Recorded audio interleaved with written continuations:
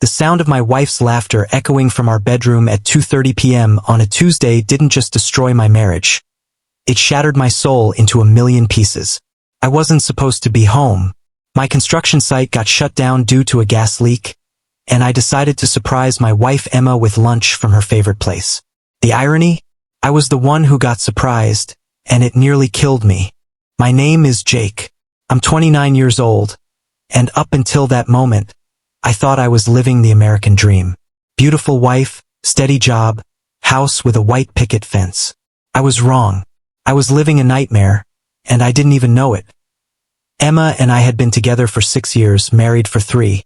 She was my high school sweetheart, the girl I dreamed about since I was 16. I'd worked double shifts to buy her engagement ring, saved for 2 years to put a down payment on our house. She was my everything.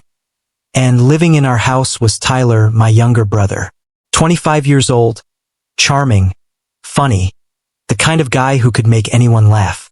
He'd lost his job and apartment 4 months ago, and I'd welcomed him with open arms. Because that's what big brothers do, right? We protect our family. That I should have protected my family from him. God, I was so blind, so incredibly, pathetically blind. For 2 months, I'd been watching my wife transform before my eyes, and I thought it was beautiful. I thought she was growing, becoming more confident. Emma had started working out religiously, coming home glowing and energized. She'd bought new clothes, sexier clothes that she'd never wear around me. I'm just trying to feel better about myself, she'd say when I complimented her. And like the loving, supportive husband I was, I encouraged her. I even paid for her new gym membership. I paid for the clothes she wore to seduce my brother. That she'd become distant, cold in our bed. I'm just tired, Jake. Work's been stressful. I'd hold her anyway, whispering that I loved her, that whatever was wrong, we'd figure it out together. She'd lie there, stiff as a board, probably thinking about Tyler. Tyler, my baby brother, who I'd helped through college, who I'd bailed out of trouble more times than I could count. He'd been acting strange too, but I thought it was just embarrassment about his situation. Avoiding eye contact, jumping when I walked into rooms, always with his phone clutched to his chest. That I remember coming home early one day, about 3 weeks before I caught them, and finding them on the couch together. They were sitting closer than they should have been, and when I walked in, they jumped apart like they'd been burned. Emma's face was flushed. Tyler looked guilty as hell.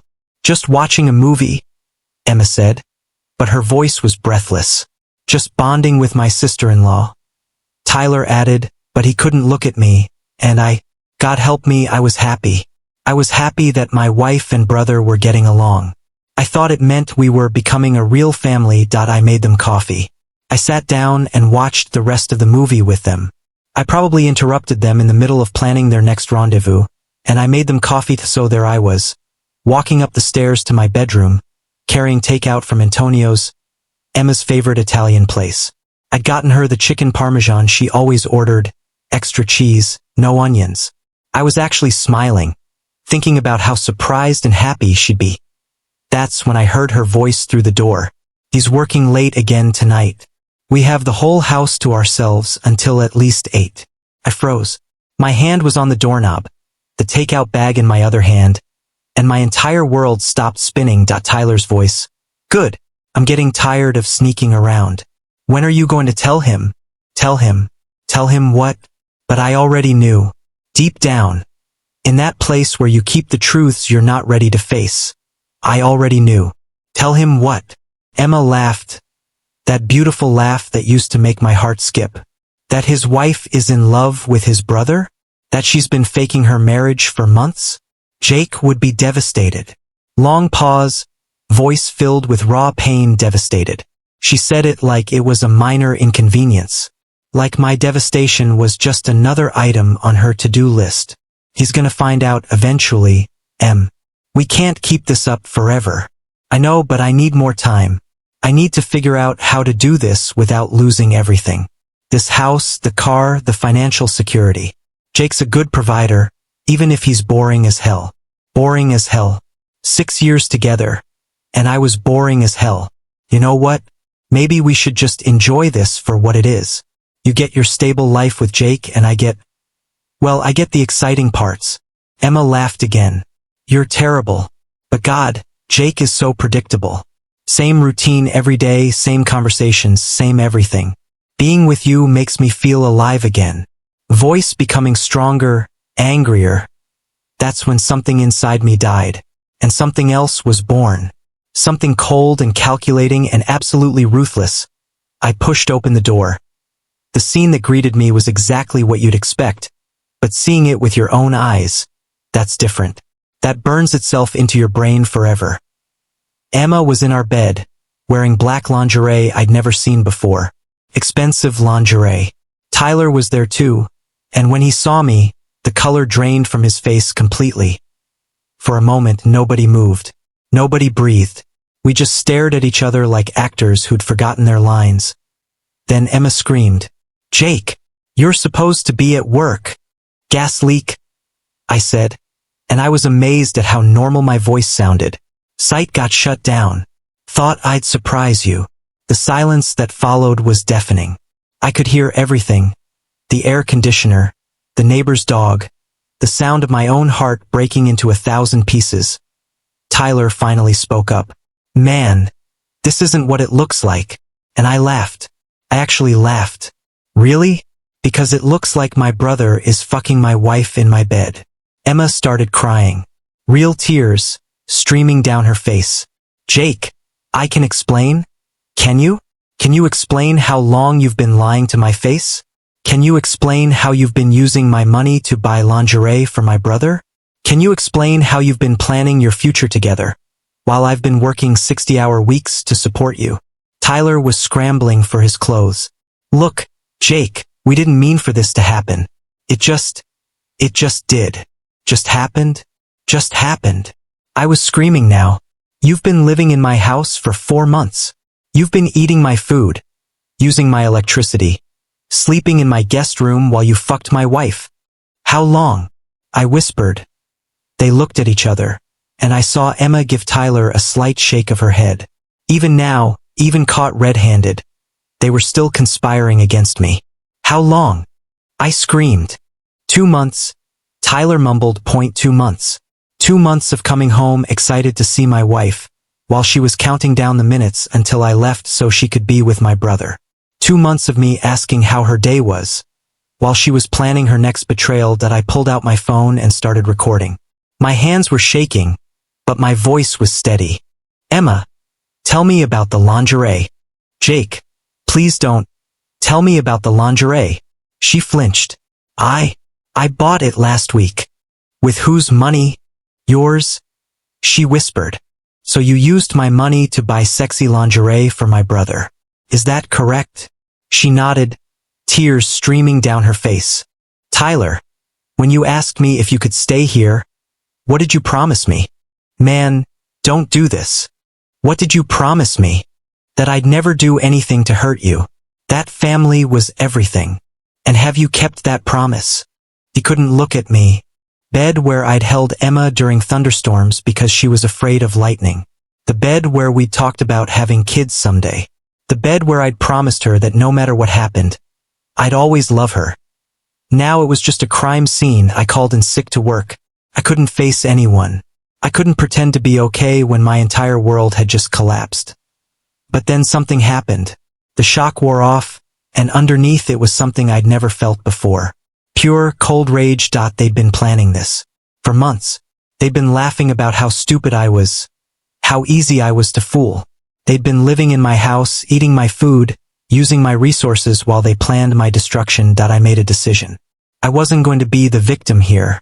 I wasn't going to be the poor, pathetic husband who got cheated on and just accepted it. I was going to war. I spent the next 3 days going through everything.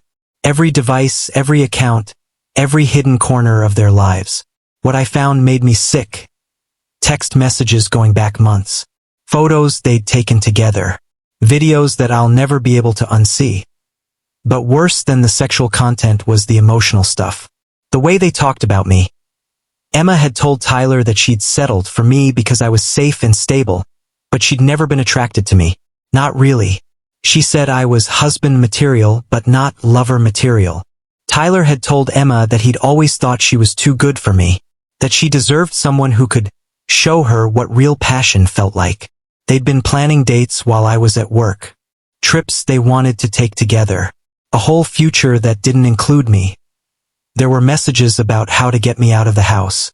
Emma had been scheduling fake work events. Tyler had been creating fake job interviews. They'd been choreographing my absence so they could be together.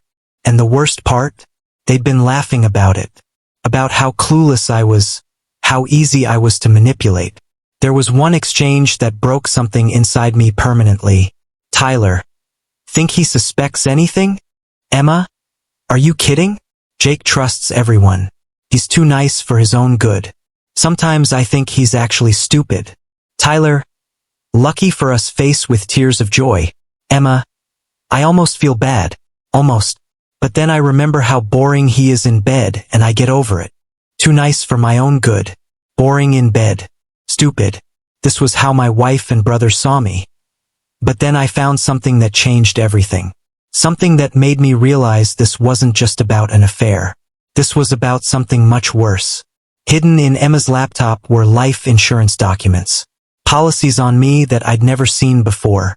Policies worth $500,000, with Emma as the sole beneficiary. I called Dave, my lawyer, immediately.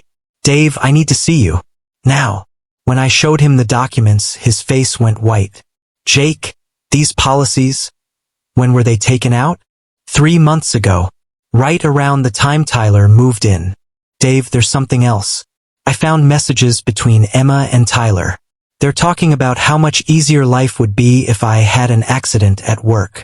Dave was quiet for a long time. Jake, you need to be very careful. This goes beyond adultery.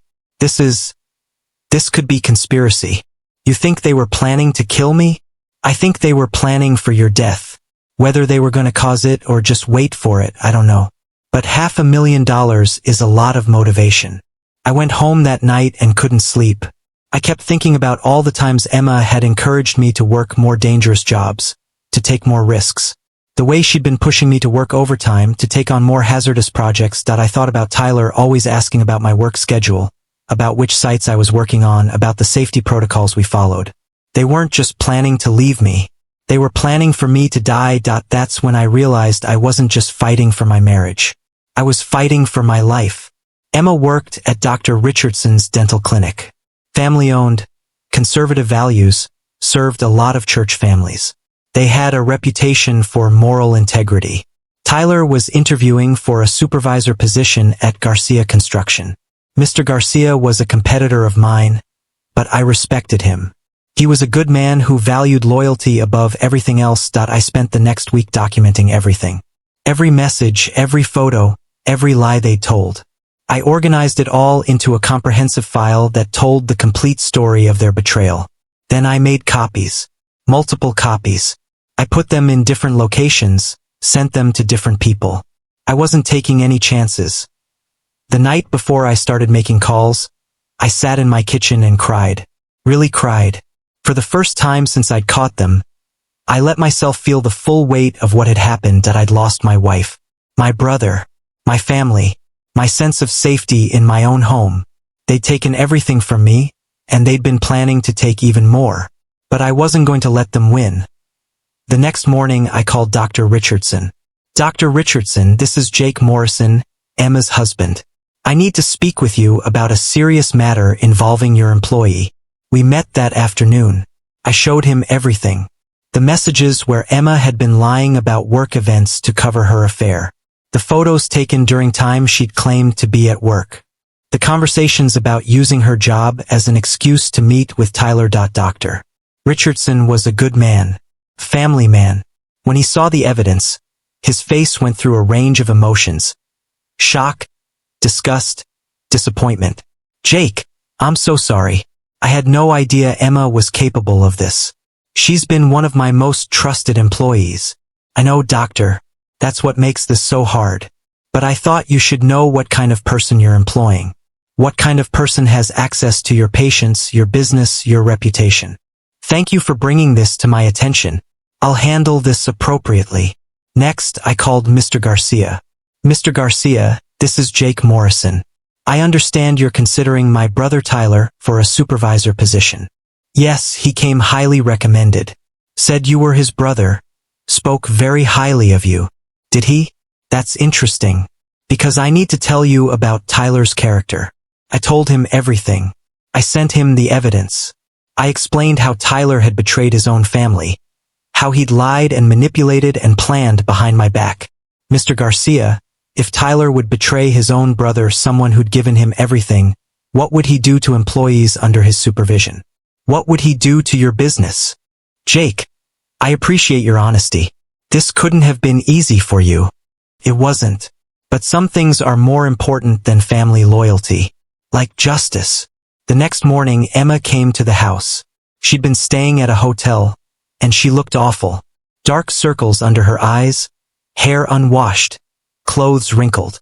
Jake, we need to talk. There's nothing to talk about, Emma. Please just listen. What Tyler and I had, it's over. I ended it. I want to work on our marriage. You ended it?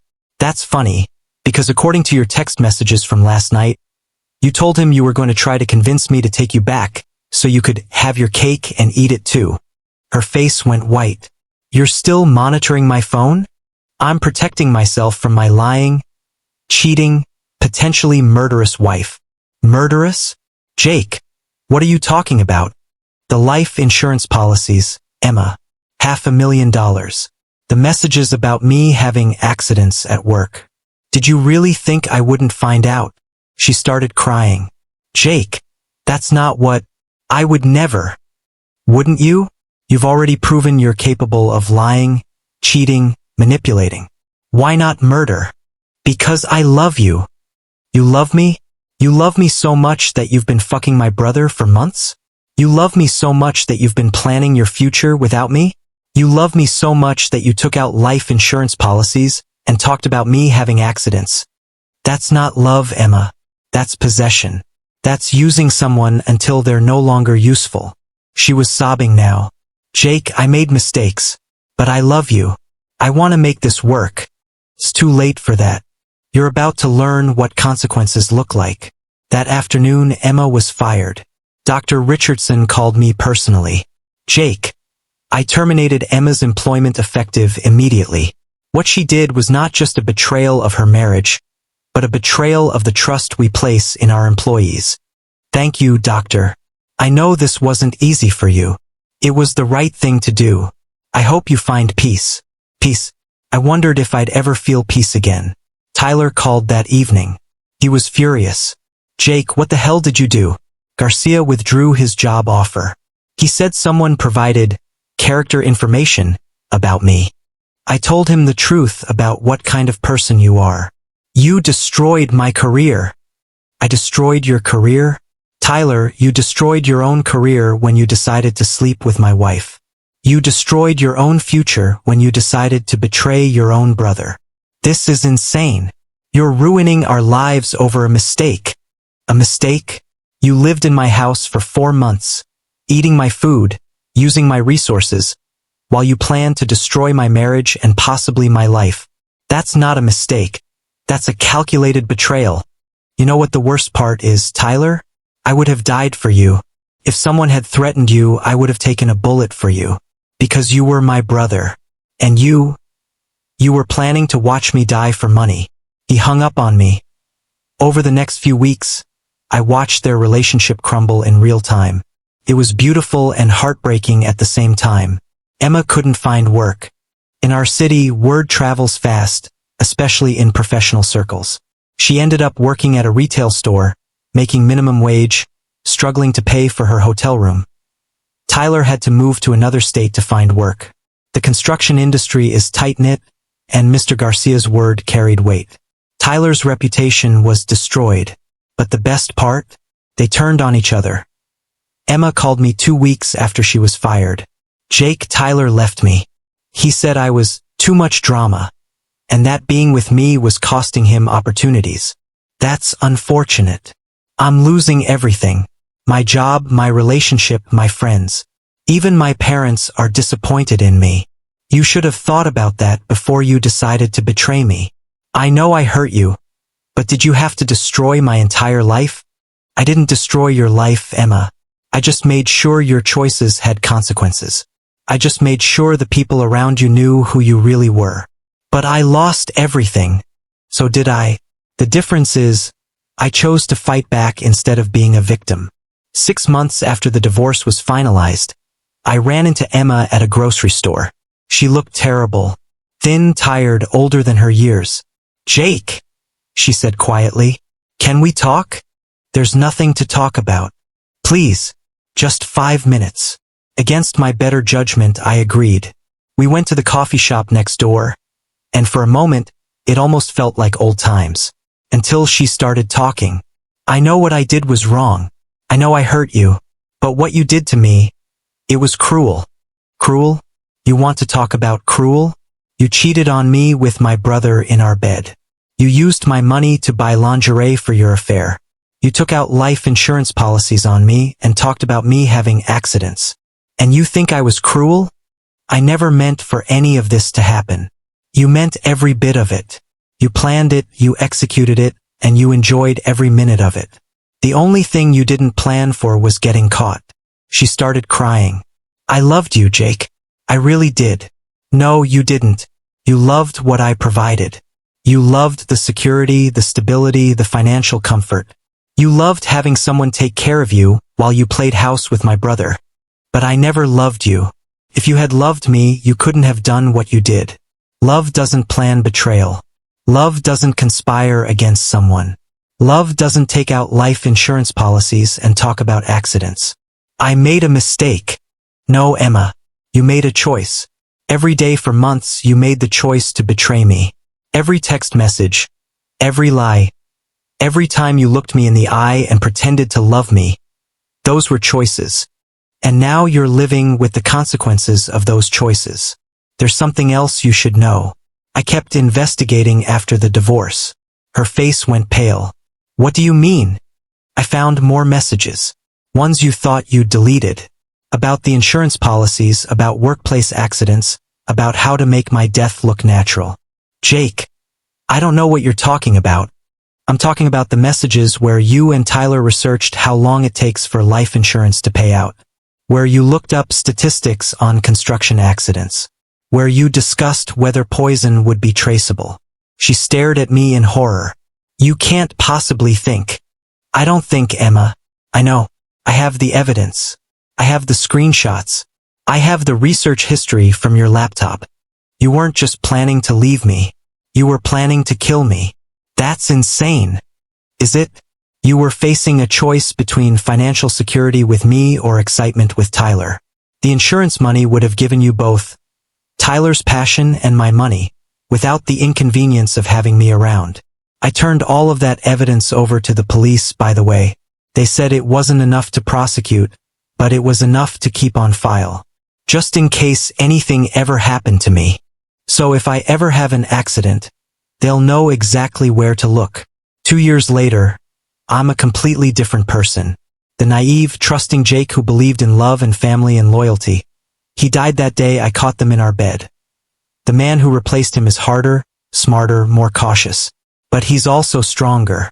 He's built his own construction company from the ground up. He's learned to trust his instincts. He's learned that some people will destroy you if you let them. I'm dating someone new now. Her name is Sarah, and she's nothing like Emma. She's honest, direct, loyal. She's never given me a reason to doubt her, and she's earned my trust slowly, carefully. We're taking things slow. Very slow. Because I know now that trust is something that has to be earned, not given freely. Emma's life went in a different direction. She's had 3 jobs in 2 years, none of them lasting more than 6 months. Word gets around about character issues, especially in a small city. Tyler never came back to town. He found work in another state, but from what I hear, he's struggled to maintain steady employment. Reputation follows you, especially in construction. My parents tried to convince me to forgive him. He's still your brother, they said. But some betrayals are unforgivable. Some wounds never heal. The insurance policies were canceled, by the way. I made sure of that. I also made sure that Emma could never take out policies on me again. Ever. People ask me if I regret how I handled everything. If I think I went too far, if I was too vindictive, too cruel. My answer is always the same. I saved my own life. Emma and Tyler weren't just planning to hurt me emotionally. They were planning to destroy me completely, maybe even kill me. And they were laughing about it. By exposing them, by destroying their credibility, by making sure they face consequences for their actions, I protected myself. And I protected their future victims. Because people who would betray family, who would plan someone's death for money, who would smile to your face while plotting your destruction, those people don't stop. They just find new victims. If you're going through something similar, here's what I learned. Trust your instincts. Document everything. Don't let anyone convince you that you're overreacting. And remember, you're not responsible for other people's choices, but you are responsible for protecting yourself from those choices. Emma and Tyler destroyed their own lives the moment they decided to betray me. I just made sure the world knew who they really were.